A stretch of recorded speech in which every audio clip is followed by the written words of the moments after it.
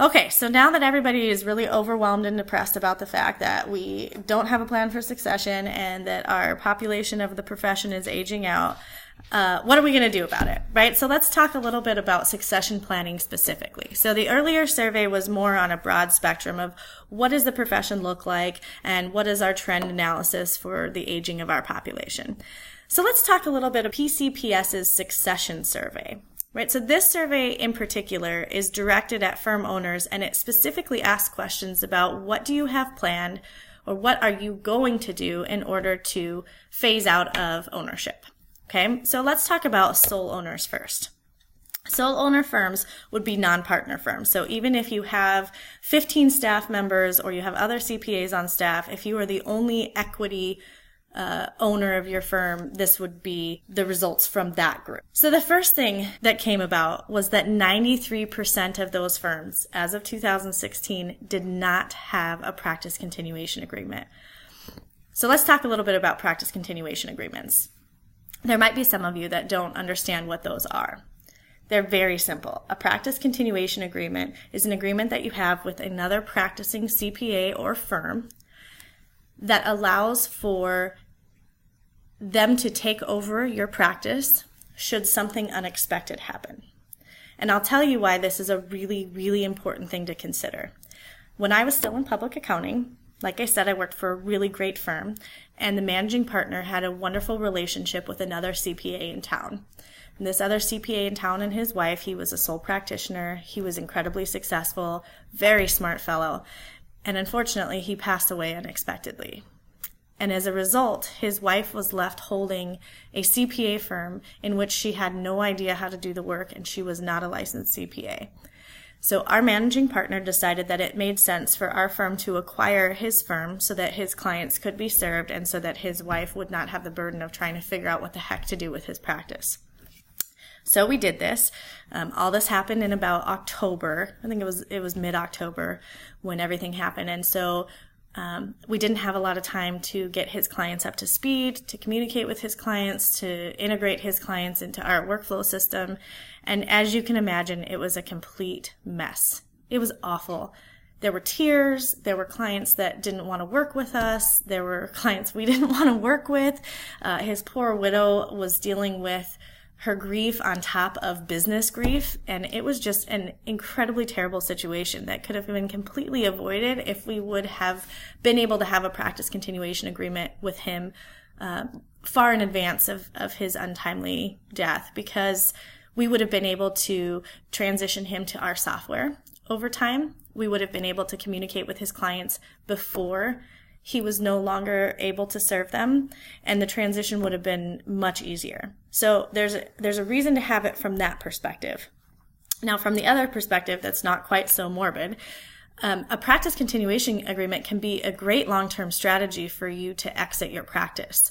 So a few years later, we entered into a practice continuation agreement with another CPA who actually basically ran his own clients, but we started with sharing office space. And then eventually we started sharing software. And then eventually he started contracting our staff to do work on his clients. And then by the last year, he stayed on as an employee of our firm, but all of his clients transitioned into our client base. And so there was really a seamless transition. His clients really had no fear when he actually finally retired, because we already had our staff doing their work and they were completely comfortable with our partners, completely comfortable with our managers. It was a really smooth transition. So there's a lot of good reasons to look into a practice continuation agreement.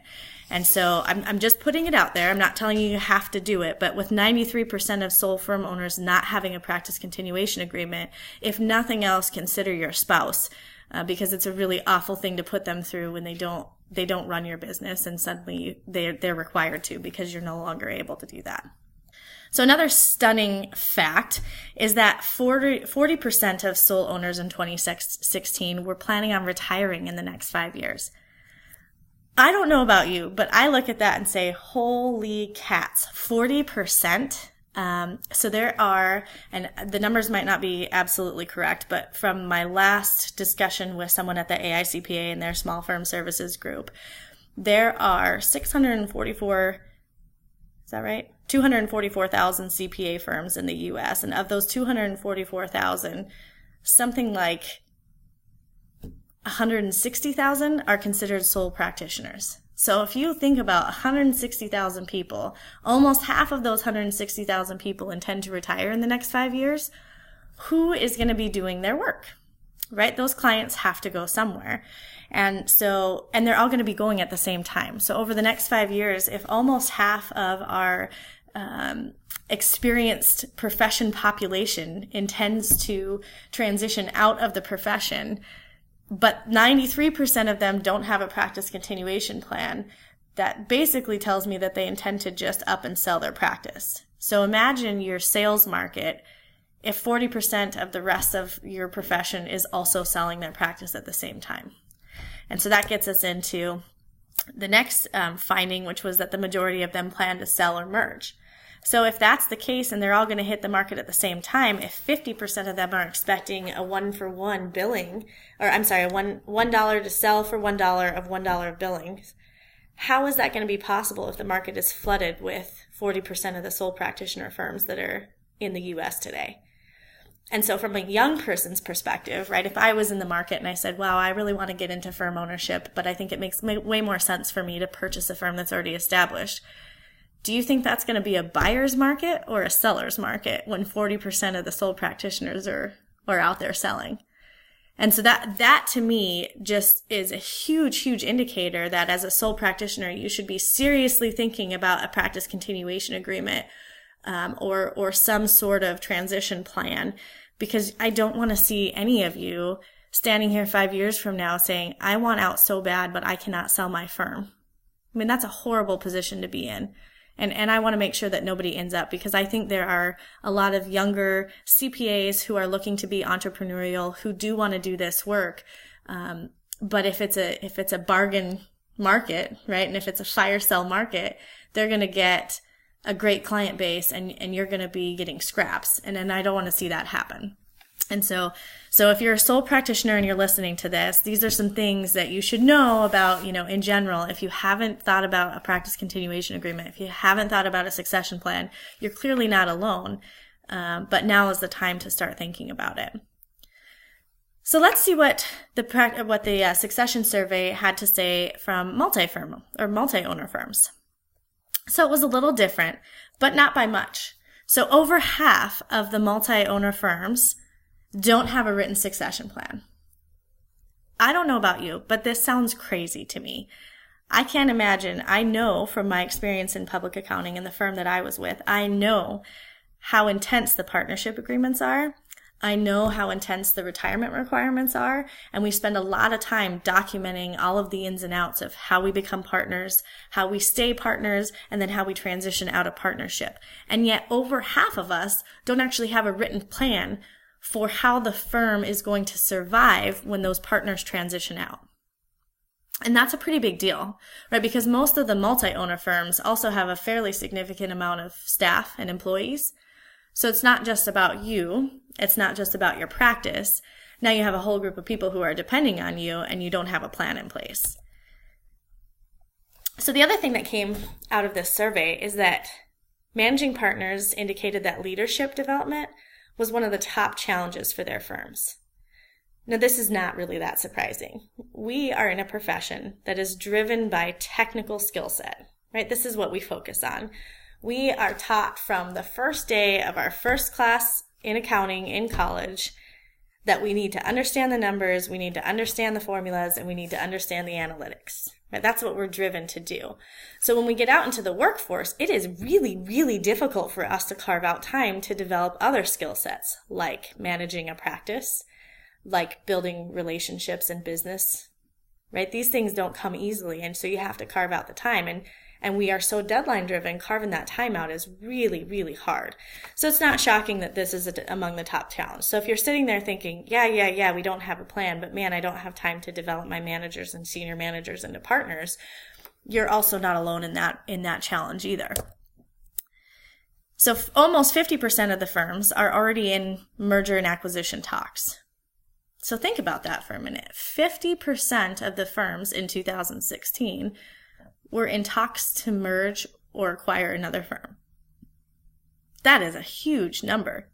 And these are not necessarily big four firms or large regional firms. These are any firms that have more than one CPA owner. So that's incredible, right? So 2 years ago, we were already at 50% were in M&A talks. So what do you think that number is today? And if you don't have a plan, and if you're not already in the discussions, what do you think the price that you're going to get for your firm is going to be? And this one was really interesting to me. So for those of you that are managing partners of your firms, or CEOs, depending on how your firm is structured, or you might be the CFO, CEO of your business, few managing partners had the ability to hold other partners accountable. So this is really interesting to me, because this isn't just about holding them accountable for their billings or holding them accountable for, providing the role that they're supposed to be doing in addition to the compliance work. It also had to do with the ability to transition their clients. So that's crazy, right? So you have, as a managing partner, let's say that you have a partner in your practice who is coming up on your required retirement age, and that partner has not successfully transitioned any of his client book of business to another partner or to a senior manager who is transitioning to partner. That's a real concern, right? Because what if you lose those clients? So now not only do you have to pay out your retiring partner for whatever their payout is for buying back their percentage of ownership, in addition, you're losing the money that they generate while they're working for your firm. I mean, that's like a double whammy. So that can really have an impact on your ability to have a successful succession plan. So a lot of interesting facts that came out of those surveys. So now what's your biggest succession plan challenge? Right? So I just want you to take just 10 seconds, maybe 20 seconds. I'll try not to blab through the whole time. I want you just to pick up a pen or a pencil, take a little notepad, and just make a note to yourself of what are some of the things that are rising to the top for you as we're talking about succession planning that you see as your biggest challenge. It could be personnel related. It could be time related.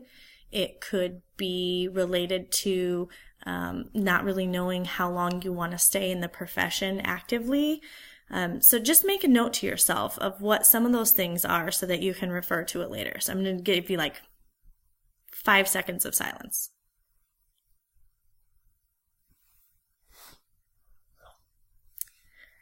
So now that you have those, and we've figured out what the rest of the profession is feeling like, let's talk about what some small firms that I've met with have said about succession planning and why it's such a challenge. So I had the pleasure of meeting with a number of small firms in a large group, all managing partners, and they came together to talk about challenges for their firms and things that they could do to move forward. And it was basically just a big brainstorming session that I had the opportunity to facilitate. And so out of that came some really interesting things from the tables in terms of what their top 5 challenges were related to succession planning. So I'm going to share those with you. Some of them might shock you. Some of them might make you chuckle. Some of them might make you cry. But the first one, that was the highest number of times that it was mentioned, excuse me, was that partners and firm owners could not understand the younger generation. Now, trying to flush this out is always a challenge, and I will say that I tend to be on the younger end of the spectrum, and so these comments always kind of make me chuckle, because I think any generation, if you ask them about another generation, would say, well, I just can't understand them. So I think this is pretty global. But it's interesting because I do think it is a challenge, because I think that there is a certain amount of truthfulness to feeling like you're just not real sure where someone is coming from. And it may be generationally driven. It may be culturally driven. It could be a number of things that drive that sort of misunderstanding, but it's a real challenge. And when you're succession planning, if you don't have confidence in the generation that's coming up behind you, then an internal succession plan probably isn't going to work out real well, right? Because you're never going to be able to let go. So I think this is a real challenge, even though it's a little bit, it makes you chuckle. Don't have the tools, skills, or time to develop the leadership skills that are needed. We saw this already on the survey, right? This is a true statement. This idea of developing leaders. Think back to the time when you started your firm or when you became a partner. And I'm sure you had a number of ideas about how the firm could run smoother, be better, make more sense, whatever it might have been. Do you feel like you've had time to develop the things that you wanted to do that first day as a partner? Or does it feel like you've spent a lot of time serving your clients and making sure that you meet deadlines? And I think this is the nature of the beast for the accounting profession. Whether you're in public accounting, whether you're in B&I, you are constantly on deadlines. They're recurring. There's expectations for you to meet them. There's never this sort of give time, right? Because whenever you don't have time scheduled for work, you're generally making up the time with your family because you feel like you've neglected them because you're trying to meet all these deadlines. So it's this constant pulling where we just don't feel like we have the time or the skills or the tools to make sure that the leaders are ready. And if a lot of you think back, you could probably make a list of skills that you wish you would have had time to develop that you basically just skipped over and said, well, this is good enough. Right? Like maybe you're not great at billing your clients, or maybe you're not great at tracking your billable time, or maybe you're not great at communicating changes in deadlines, right? There's probably a skill set that you wish you had and that you wish you could do better that would have served you extremely well as a leader in your organization, that you just don't feel like you have time to give the next generation, right? So they're just not ready to lead because you know they're going to need those tools. No common ground with emerging leaders. I've heard this a lot. And this isn't about those young whippersnappers. And it's not about, oh, those old timers don't want to change, right? What it comes down to is the common ground usually revolves around the leveraging of technology. And a lot of times in a firm, as a retiring partner, it's really hard to recognize how technology can be leveraged and an investment in technology can be providing a return on that investment in the short term. And as an emerging leader, it's really hard to understand why you don't just leverage the technology. And so a lot of times that lack of common ground has to do with just the two ways that you were raised, right? You know, we have these retiring partners, or those of you that are considering retirement, you didn't grow up with a computer. You know, you weren't doing your schoolwork on computers. You might have had a computer lab at school, right, that everybody shared, but you didn't have a computer at home. And now, you know, my 5-year-old is doing ABC Mouse on his iPad, and he's learning math and reading and science on an iPad on his own time whenever he feels like it. And it's just a completely different approach to learning and leveraging technology. So I think that's a lot of the background on that not having common ground. The fourth one is makes me chuckle. It's pretty similar to the first one, right? Communicating with the younger generation is impossible. But what makes this slightly different is that the newer generations, the millennials and the Zeds, I guess is what they're calling them, or Generation Z, they are used to communicating in real time. They are used to abbreviating everything. And they're used to using an IM type platform, right? So there is no formal email. There is definitely no formal letters. There's no complete sentences. There's oftentimes abbreviations for words that we've never heard before, or not even abbreviations, but they'll use anagrams to stand for entire sentences, right? So then we're trying to distinguish what the heck is even being said, and that's a lot of the challenge. And it's funny because for the younger generations, they're looking and saying, how much time do you waste by writing these complete sentences or by drafting an entire letter when you could have just done it in an email in 2 seconds or an IM? And so it's sort of trying to figure out, you know, what do we define as professional communication, and does it need to be that anymore? But it can cause challenges when we're trying to do a succession plan, because we can't even find a way to get to a point where we can communicate what we think it looks like. And we sure as heck can't figure out what the heck they want, right? If you ask some of these younger people in your organization, hey, where do you see your career in 5 years? A lot of them will probably respond, I don't really know. It kind of depends on a lot of stuff. That's scary when you're trying to develop a succession plan, especially if it's an internal succession plan, because you're thinking, oh my gosh, I can't depend on this person to stay. And if he, you know, or she sees a shiny object, she might be out, because that's what it sounds like to you. And so I think it does play a huge role in our ability to do a succession plan. And the last one is always makes me chuckle. But again, emerging leaders just don't want to work enough. And I think this comes from the fact that the CPA profession, the accounting profession in general, has always sort of had this stigma that we work a ridiculous amount of hours. In fact, it's become so bad that it's actually a badge of honor between people. Oh my gosh, I worked 100 hours the last week's busy season. It was awful. Oh yeah, I worked like 105. Wasn't it so bad? That's crazy. Right? We are crazy. We are actually bragging about working so many hours we can't actually sleep a normal amount of sleep in a given week. And so we sort of have that brand, right? That we work those crazy hours. We have to do deadlines. Our clients require it. And then we have this new generation coming in, the millennial generation, and probably even more, the Z generation, that's saying, hey, listen, we don't have to work like that to get the same amount of work done. If we leverage all these other tools, we could actually do that in way less time. And that's hard to hear, right? Because you've spent your entire career killing yourself, and then you've got this whole next generation that's telling you, well, you didn't really have to kill yourself. We could do that. But things have changed, right? We have different technology. We have access to different things. And so this can hinder our ability to do a succession plan, because we honestly don't believe that they'll be capable of keeping the organization up and running. We honestly think that they're actually just going to say, oh, it's too much work. I don't really want to do it. And so because of that perception, we have an inability to get our succession planning moving forward.